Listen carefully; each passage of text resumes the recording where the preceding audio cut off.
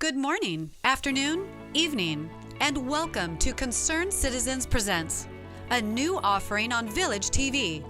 Concerned Citizens of Laguna Woods is an organization committed to peace, social justice, economic equality, and a clean environment. For the duration of the lockdown, instead of its usual 2 meetings a month, Concerned Citizens will broadcast 2 programs a month on this channel. Our programs will feature films, lectures, and debates on topics related to our mission. We hope you enjoy today's program. Welcome to Concerned Citizens Presents. My name is Suzanne Modell, and I chair the committee that produces these broadcasts. The mission statement of Concerned Citizens includes a commitment to the protection of the Earth's precious resources. Because Earth Day falls in the month of April, Concerned Citizens always devotes its April programs to environmental issues. This year, we devote our April programming to climate change, the problem that just won't go away. Today, we have a wonderful speaker for you, and I have asked the new chair of our Environment Committee, Warren Walker, to introduce him. Dr. Walker, a retired policy analyst, has himself been a soldier in the fight against climate change. Warren. Robert Lempert is a principal researcher at the RAND Corporation and director of the RAND Frederick S. Pardee Center for Longer Range Global Policy and the Future Human Condition. At RAND, he is also a professor of policy analysis in the Pardee RAND Graduate School and an author of the RAND book, Shaping the Next 100 Years, New Methods for Quantitative, Longer-Term Policy Analysis. His activities are spread widely and are multidisciplinary in nature. For example, he is a fellow of the American Physical Society and a member of the Council on Foreign Relations. His research focuses on risk management and decision-making under conditions of deep uncertainty. He is a lead author for one of the working groups of the United Nations Intergovernmental Panel on Climate Change's 6th Assessment Report. He was a chapter lead for the 4th U.S. National Climate Assessment, and he's a member of a Harvard Geoengineering Advisory panel. Plus, he was a member of California's Climate Safe Infrastructure Working Group. I've known Rob and have worked with him for, believe it or not, between 25 and 30 years. Yeah, a long time. I was a RAND employee beginning in 1970, and I got to know Rob while I was there. He and I were instrumental in founding the International Society for Decision-Making Under Deep Uncertainty. Rob was the inaugural president of the society. He and I are both involved in developing and applying approaches for decision-making under deep uncertainty. I co-developed an approach called dynamic adaptive planning. Rob is the father of an approach called robust decision-making. Both of us are co-authors of chapters in a book entitled Decision-Making Under Deep Uncertainty, From Theory to Practice, which has been downloaded over 400,000 times.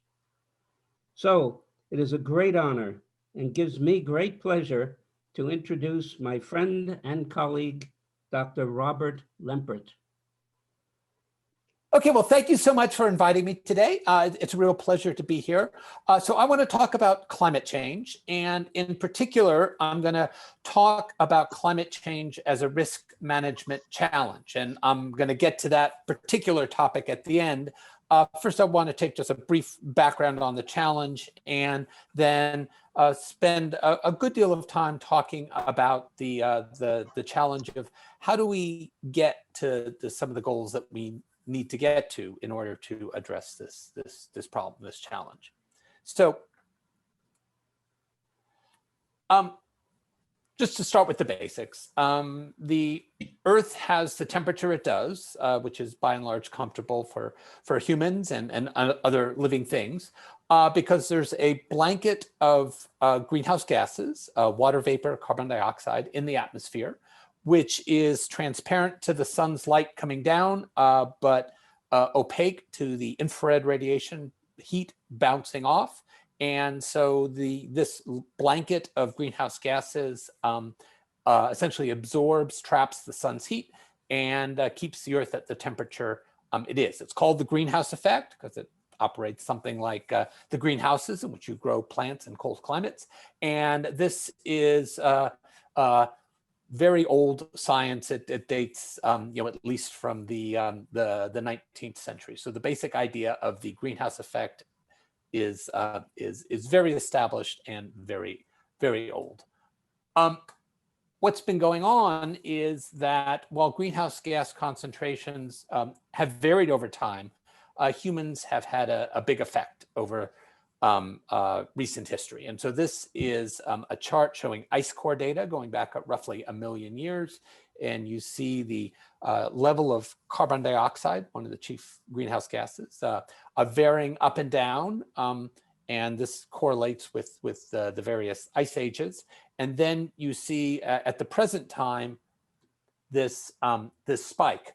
And essentially since the end of the Second World War, greenhouse gases have really taken off and are now at highest levels that they've been for well over 1 million years. And so showing you a little bit of the data sources for this, over the last couple of decades, we've actually had real-time measurements from observatories like that sits on top of Mauna Loa.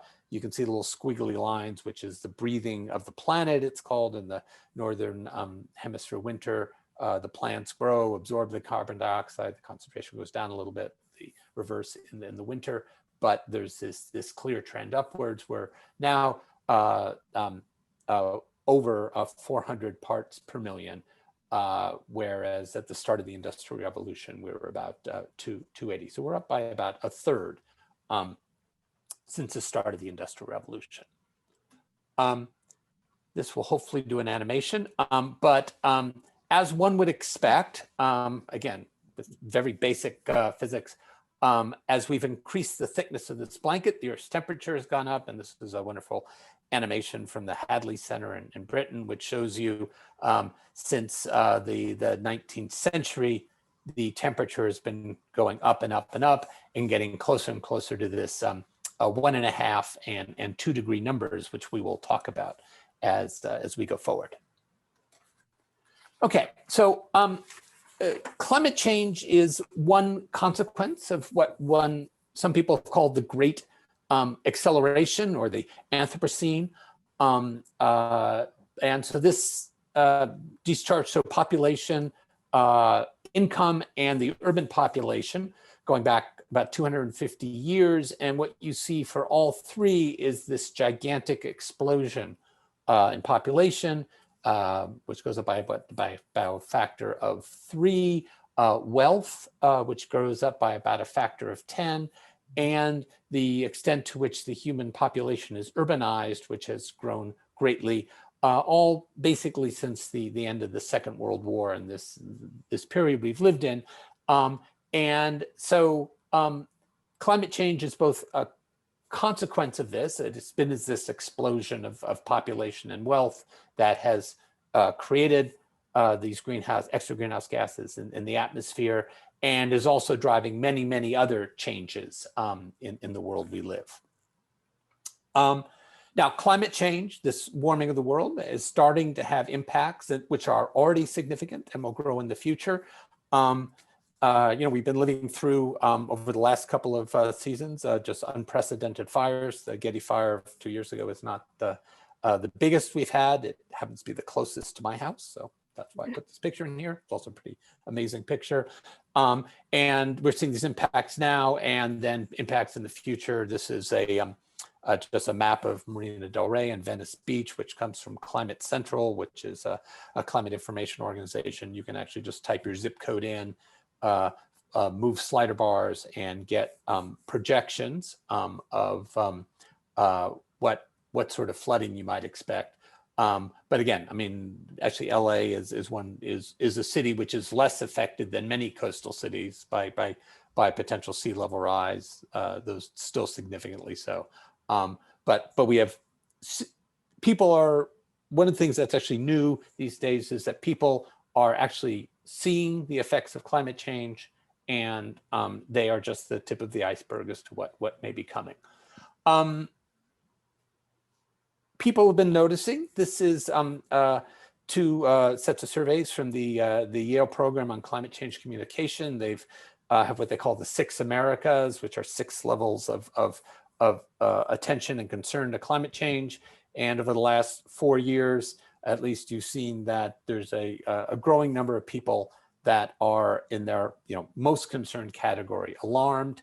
Actually, if you look at the numbers carefully, what's essentially going on is there's the group of the 3 on the right, which are largely disengaged, doubtful, and dismissive, and the group on the left, which are more engaged with the climate issue. And what's happened is within each of those groups, you've had a shift to more concern, but not much mixing between the groups, which is probably indicative of the partisanship in our country. But nonetheless, climate impacts have been increasing. And science shows that they've been increasing, and concurrently, people have been paying more attention to this problem. Who's responsible? This is 2 different views at it, which you also see playing out in many of the international discussions related to climate justice and policy. Climate change, importantly, is a stock problem, not a flow problem. A flow problem is you put pollutants in a river or into local air pollutants into the air in the LA basin, and they cause pollution. But if you stop the flow, then the river flows, new air comes in, and the pollution recedes. Climate change is a stock problem, is that we put greenhouse gases in the atmosphere and they stay there for centuries and millennium. And so every bit of CO2 that we put up contributes to a problem now and into the future. So, who's responsible depends on when you start counting. But if you start counting from the essentially beginning of the Industrial Revolution, or mid-19th century, the US is about 1/4 of the problem, Europe's about 1/4 of the problem, China's about 10%, the rest of the world and the rest of this pie. Though if you start looking at over the last 30 years, the picture changes substantially. The US is about 16%, Europe's about, China's about the same. They've actually passed us a little bit since this chart was made. And then the European Union. So, who's responsible depends on where you start counting, which actually is not an academic point. That actually plays very significantly when in the international negotiations on these issues. Okay, what do we do about the problem? One is to adapt to climate change, which is the process of adjusting to the actual or expected effects of climate and its effects. And so this is things like changing our shorelines. This is what's called a living shoreline in Norfolk, Virginia. It's got a little bit of a barrier and then a trail and a lot of vegetation before you get to any of the houses. So if you have flooding, the trail gets wet and you can't run and bicycle for the time that it's wet, but flooding has much less permanent damage than it might if you were using the shoreline in a different way. Some places are generating barriers. In Miami Beach, they are spending a lot of money and a lot of effort to raise the roads. The sea's on the other side of this picture, and so this is meant to prevent a barrier for this sidewalk, which used to be, which is roughly more at sea level, from getting wet.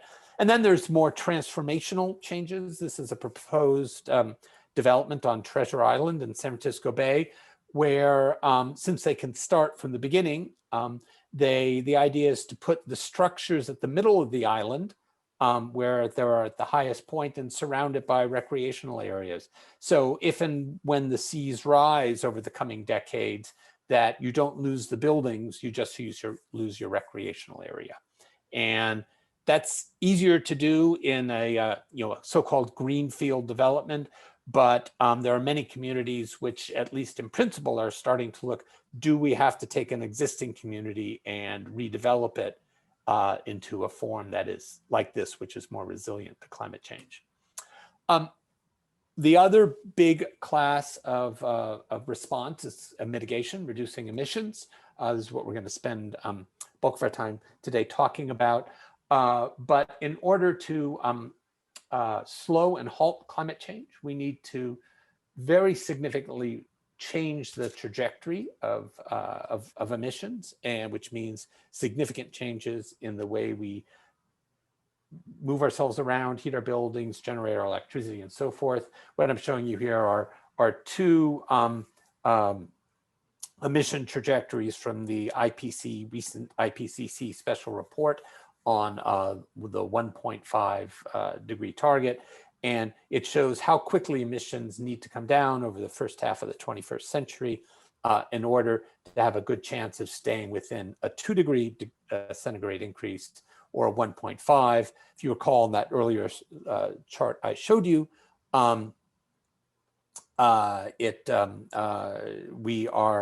we've gone up about a degree and 1 degree, 1.2 degrees centigrade in the since the beginning of the Industrial Revolution, with most of that being since the end of the Second World War. It's worth noting, and then we'll dive into some scenarios, that these numbers like 2 degrees C sounds small, and in fact it is in any local level. I mean, the change in a room when a bunch of people walk in, or the change during a day is much smaller than 2 degrees C. But on a global average scale, that is a giant number.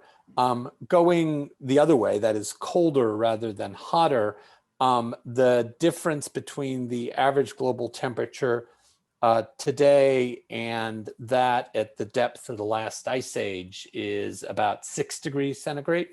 And so a 6 degrees centigrade difference brought us a world with miles of ice on top of much of North America.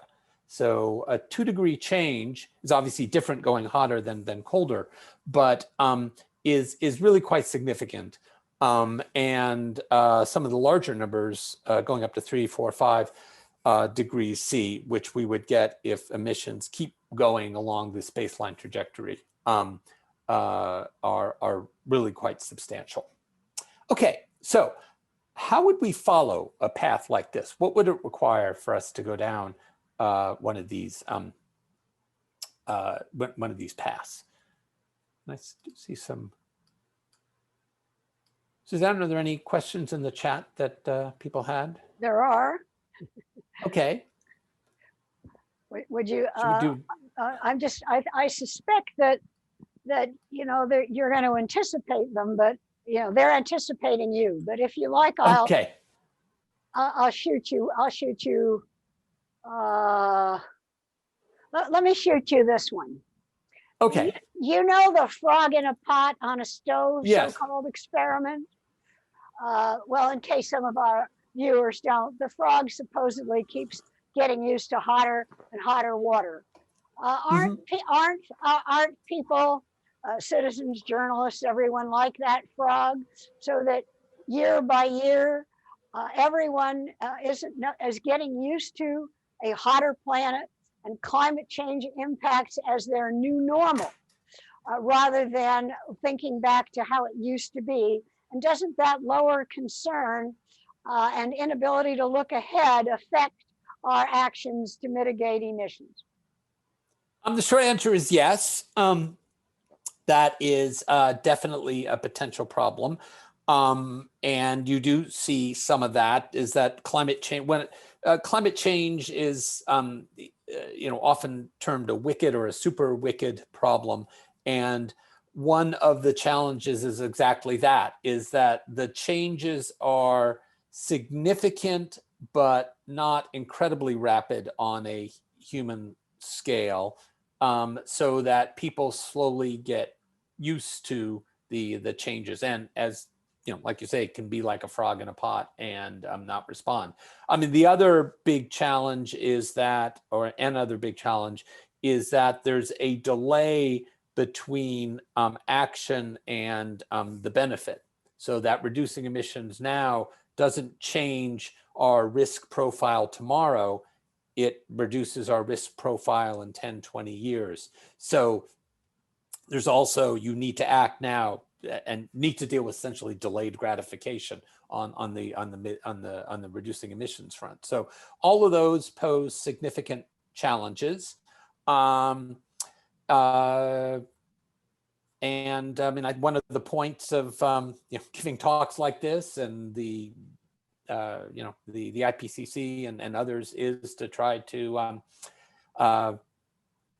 make people more aware of what is coming, what is happening, and what is coming, so that to heighten action. I mean, you do see people more and more, and there are surveys that show this, who notice that in fact the world is different in the weather, the climate that they live in is different than it used to be. And counter to this frog in the pot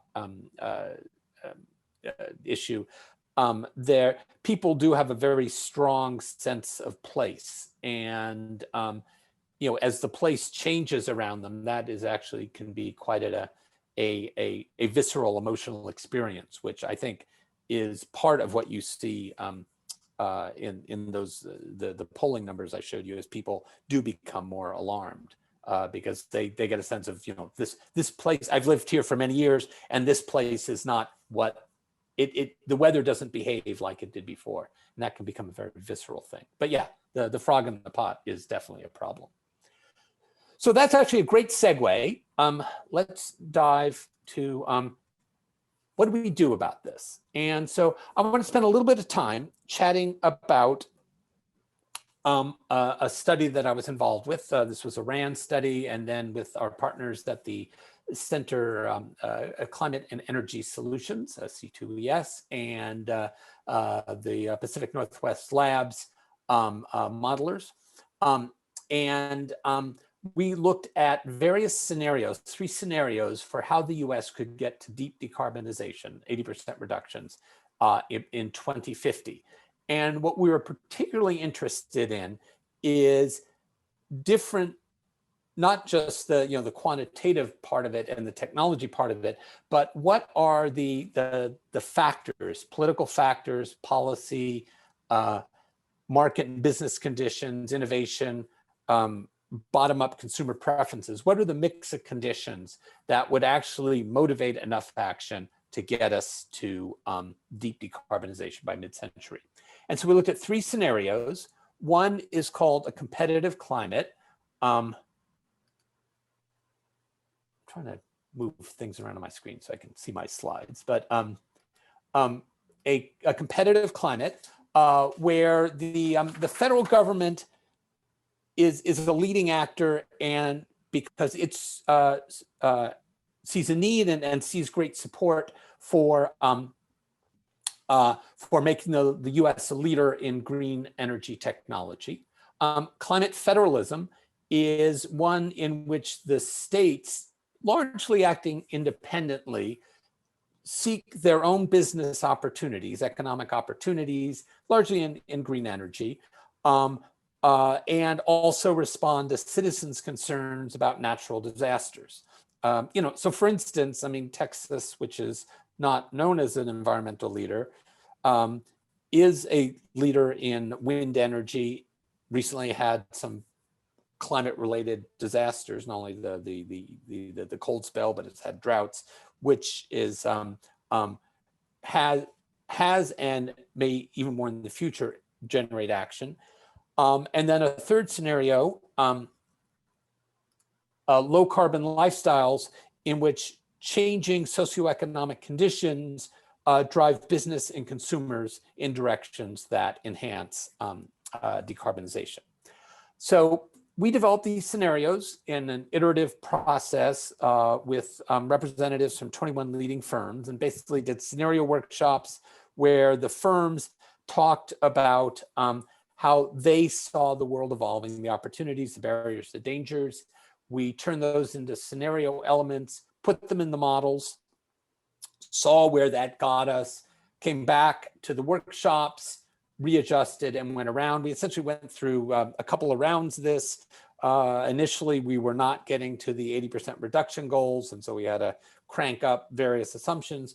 But we basically got to a set of self-consistent scenarios where the business people said, yeah, we can imagine going down that path. And the model said, doing all those things would actually get you to where you want to go. We were very attentive in these scenarios to drivers of change over time. This is a structure called 3 horizons, but you start in a current state, you have a desired future state, and then there's this zone of transition. We focused on the next 10 years, where different actors took the lead in driving the system change. And essentially you get this pattern that there's a big difference in the scenarios over the next 10 years, but then they start to converge. And there's a couple of key lessons from the scenarios. One is that these emission reduction goals are challenging but possible. There are different ways to catalyze action, but by the 2030s, everybody needs to be on board in order to meet these goals.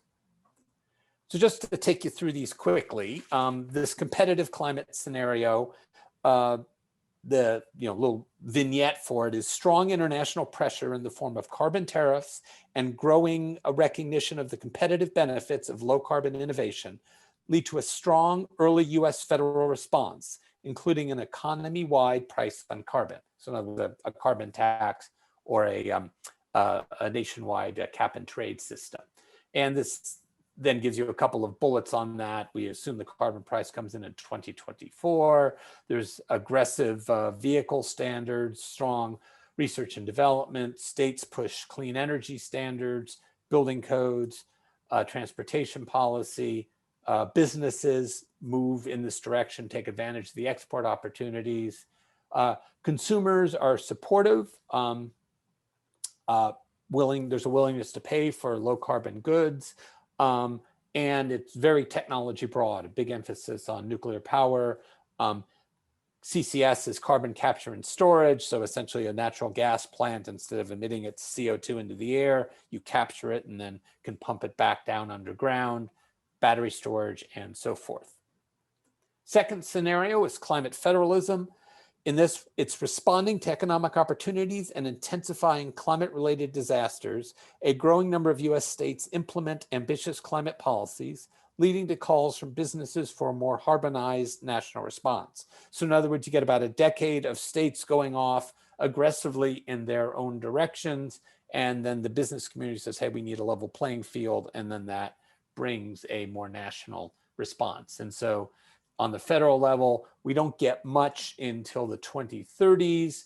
The states are very aggressive, both with carbon markets and clean energy standards, building codes, but all going in different directions.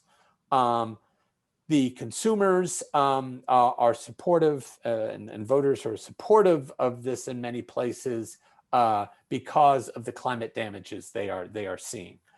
In this one, there's a lot more imports and foreign-made technologies that are being used in the US rather than homegrown technologies. And finally, this low-carbon lifestyles vignette is increased urbanization, generational shifts, and technological breakthroughs lead to a strong market demand for low-carbon consumption products and services, along with the emergence of innovative low-carbon business models.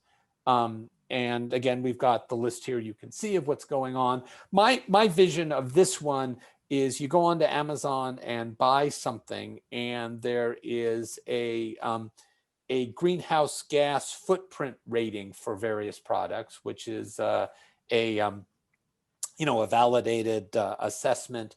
And and sites like Amazon, or if you're in a store, you scan your barcode on your phone, and you can comparison shop on greenhouse gas content. So, for instance, we went through an example of a car, which the greenhouse gas content, there's a lot of it in the steel and what the car is made of, which doesn't really show up in the price because most of the price of the car is for other things. But if you could comparison shop and, compare a car with zero carbon steel to high carbon steel, the price difference would be pretty small at the consumer end. But if it wouldn't take much of a preference for people going to the low carbon steel cars to create a huge price incentive on the supplier end. So it's that sort of technology driving small consumer preferences into big changes downstream on the business cycle. Okay, all these scenarios follow reach the goals, are different in sort of the mid years and then converge in the final years. They all follow the sort of the big things that need to be done to decarbonize: increased efficiency, decarbonizing the electric power sector, substituting electricity and biofuels for our current fossil fuels, storing significant amounts of CO2 in underground, reducing non-CO2 pollutants, nitrous oxide, CFCs, that sort of thing, and doing a lot better with our natural and agricultural lands to both emit less greenhouse gases and to store more. They're the one sector where you've got both this emission and storage capability. And this just shows, even though you end up similarly on the emissions path, these all have different mixes of these common elements. Competitive climate is biggest on energy efficiency. Climate federalism is biggest on decarbonized electricity because it's very focused on state level standards. The non-CO2 reductions is biggest in low carbon lifestyles. And they also have very different equity implications. Basically, the federal-led ones, or the competitive climate, tends to be more equitable than the low carbon lifestyles, if for no other reason than there's a lot more revenues that the government's collecting for carbon taxes that it can use to equalize the effects of this transition across the country. A couple of points to pull out of the scenario analysis. One is technology change is crucial, but insufficient. You need policy. So this shows our reference scenario, which, as you see, is very heavy on gas. So this is, how much electricity is produced and how in 2050. It's very heavy on gas without CCS. The competitive, and it has high emissions. The competitive climate is very low emissions with that little diamond down at the bottom, and is much heavier on nuclear, solar, and wind. And all the fossil fuels have carbon capture and storage. So this is a mix of policy assumptions and technology assumptions. Here is all the same technology assumptions as in a competitive climate, but without any of the policy. And you see there's some changes, but the changes are rather small. So if you have the policy without the technology, you don't get much change. If the technology without the policy, you don't get much change. You need both of them.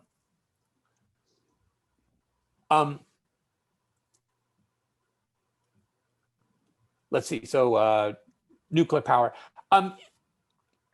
I'd have to go back and look at the exact assumptions. They are, but yes, smaller and safety, new generation reactors is an important part of this. So it's not, it is next generation reactors.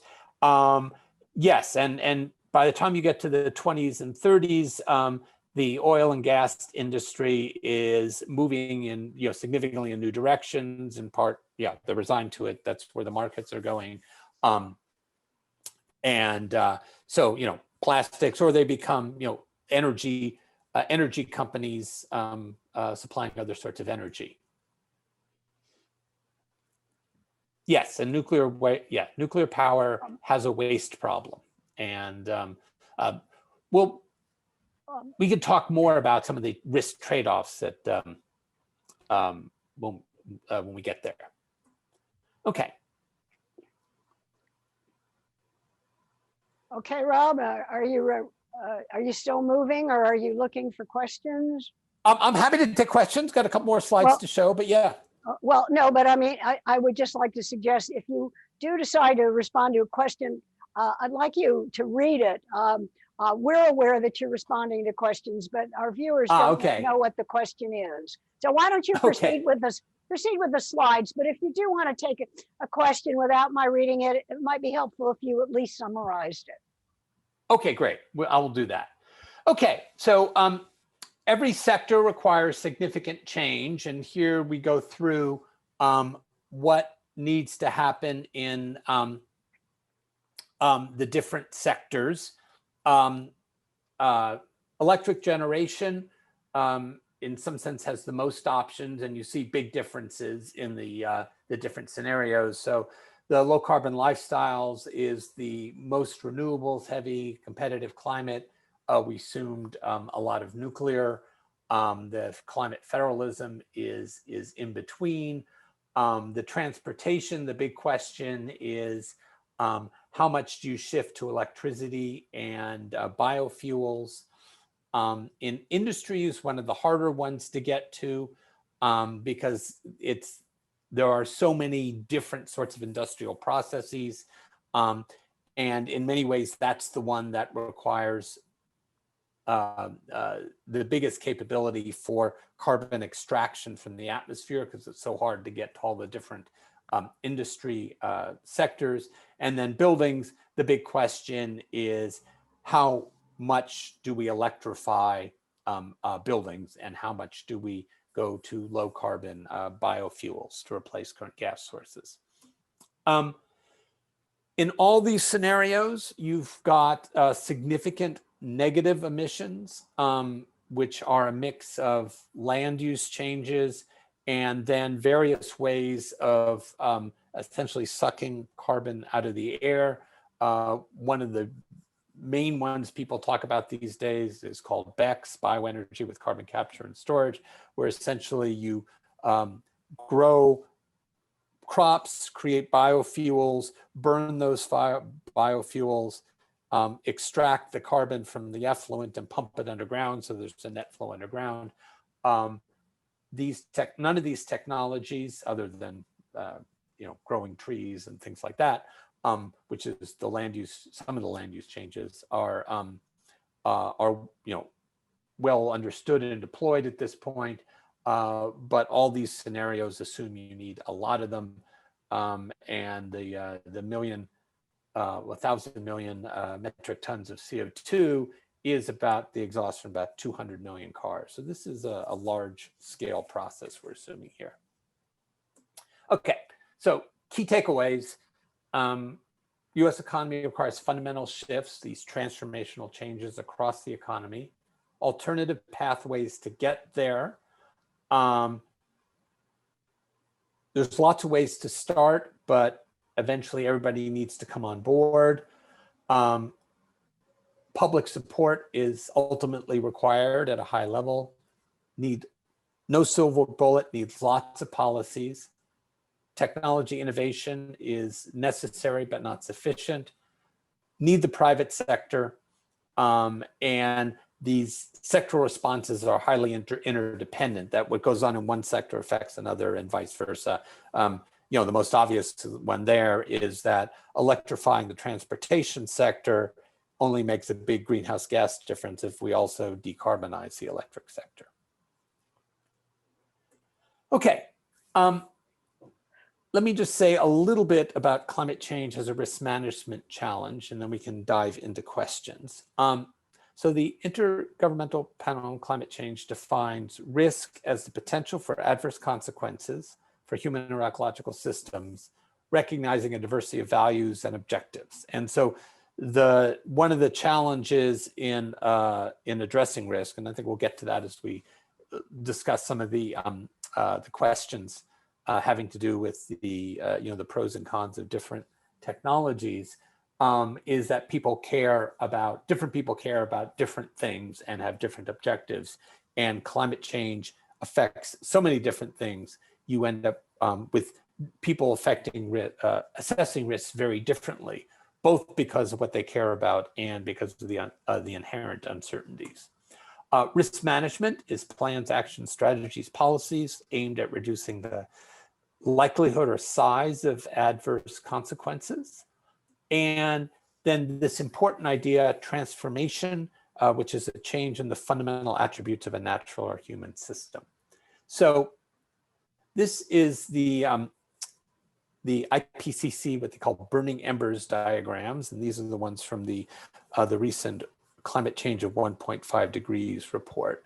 And this is a roll up of a huge, of assessment of the science, saying how much risk is generated by climate change at different levels. And here it's focused on essentially a degree of warming, where essentially where we are now, 1.5 and then 2 degrees C warming. And it's there's 5 categories here: ecosystems, extreme weather events, hurricanes, gigantic rainstorms, tornadoes, huge cold spells like we saw in Texas recently, the distribution of impacts, the aggregate impact on the global economy, and large-scale singular events, which are big changes in the climate system, like a collapse of the North Atlantic circulation, which there was some disturbing news in the report in the papers about recently, collapse of the Antarctic ice sheets, that sorts of thing.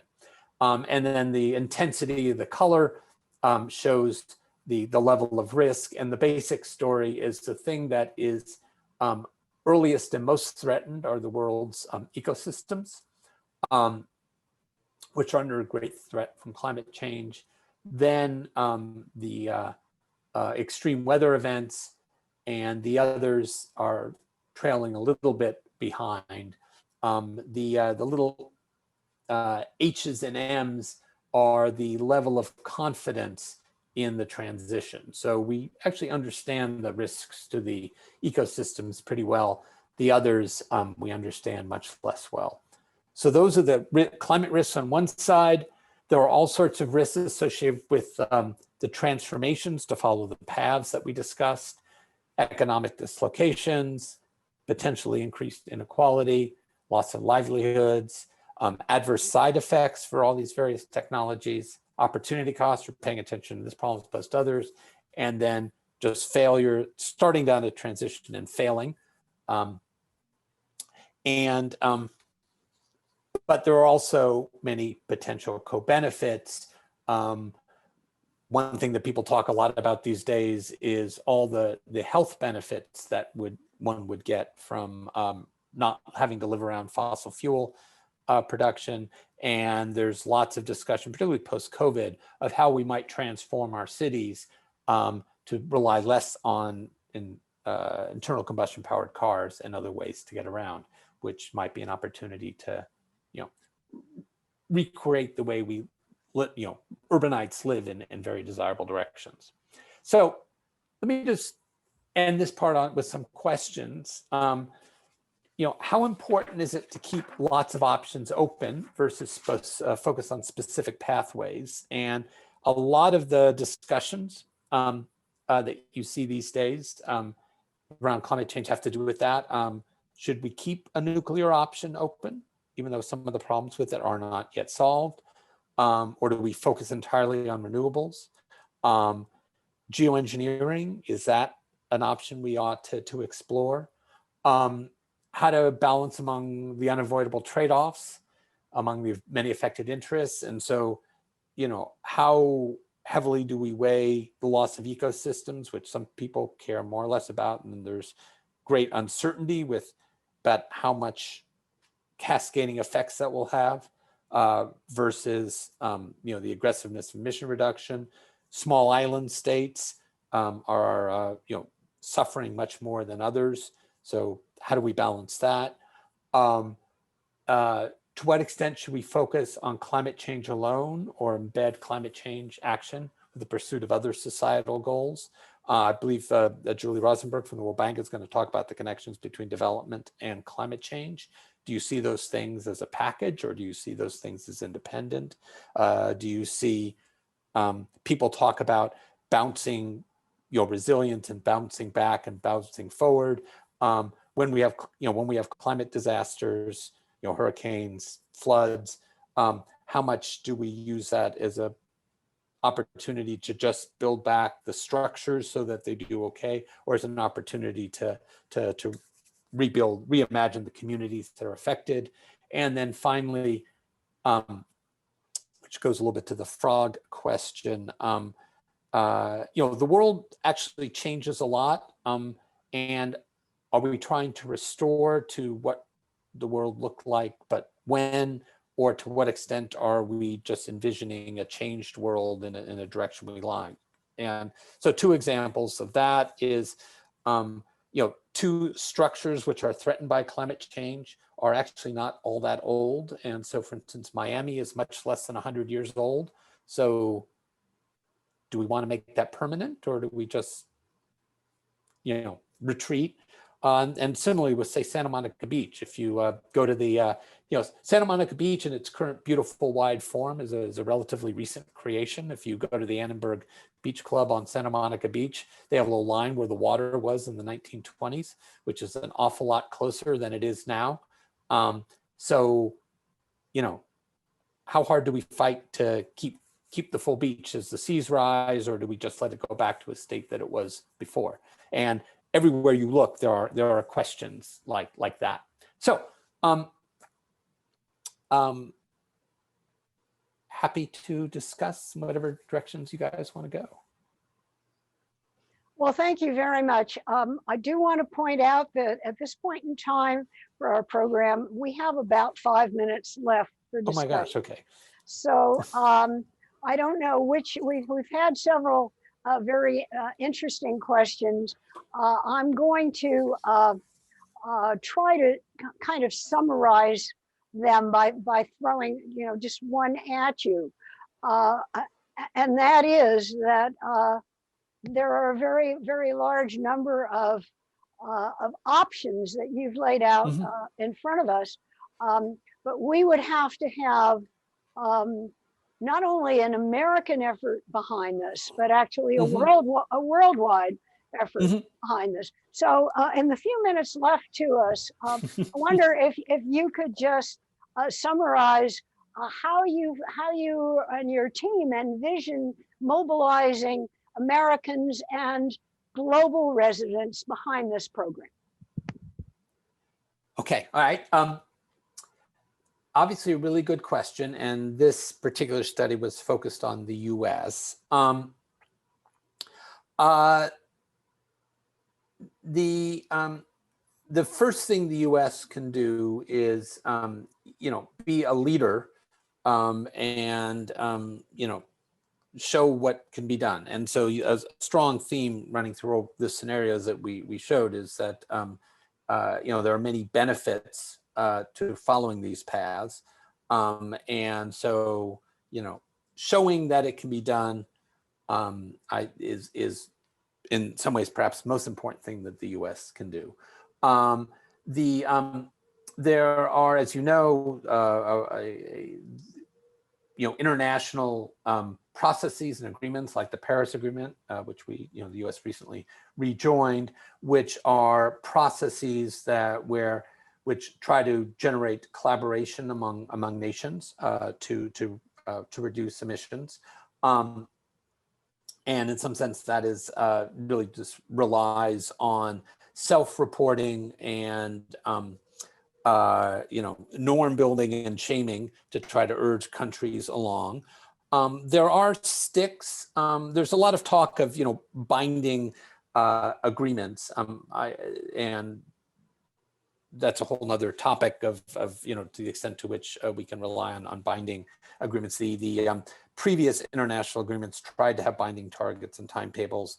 The big innovation, the Paris Agreement, is that it is more a report and encourage sort of structure.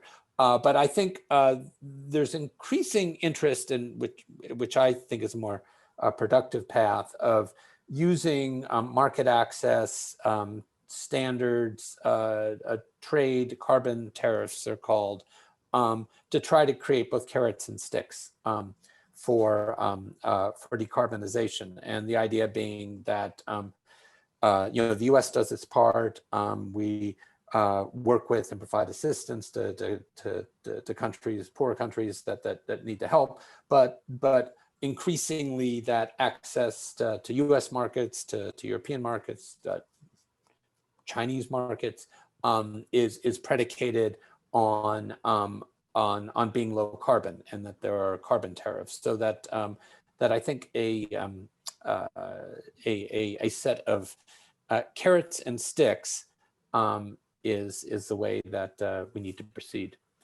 There's an idea called carbon clubs, which is that countries that start to significantly decarbonize would band together and make it more difficult for countries, or more expensive for countries that were behind to access their markets. Right. Right. Well, and I do think it's worth mentioning that even if the United States' relative contribution has been declining, its actual contribution is huge, and its influence is huge. So if the United States were on board, I'm sorry, that does signal we are out of time. That's my little timer. So I want to thank Dr. Lempert for his insightful and illuminating presentation, and also for his very stimulating and beautiful slides that really illustrate the points he's trying to make. And I want to thank you, our audience, for tuning in today. Please join us for Concerned Citizens Presents next time.